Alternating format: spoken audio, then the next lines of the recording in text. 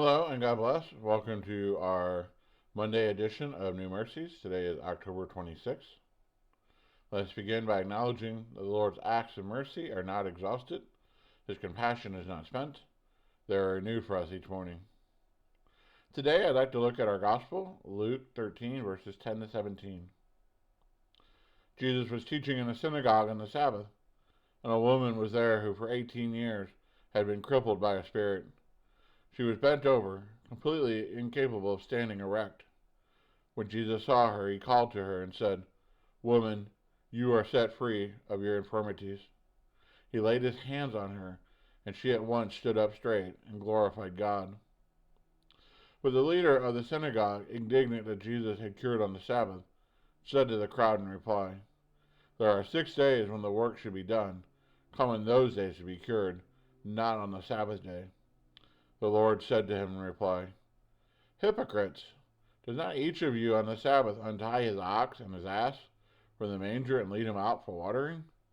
This daughter of Abraham, whom Satan had bound for 18 years, now ought she not have been set free on the Sabbath day from this bondage?" When he had said this, all his adversaries were humiliated, and the whole crowd rejoiced at all the splendid deeds done by him. As I was reflecting and doing some reading on today's gospel, I came across a quote from a guy named Robert Bell.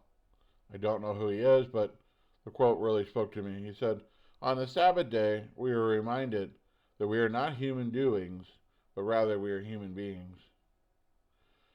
The religion at the time of Christ, and I think even seeps into our world today, was a paganism religion in which you had to do certain things in a certain way in order to earn God's favor. And so religion was more about work than it was about love and forgiveness.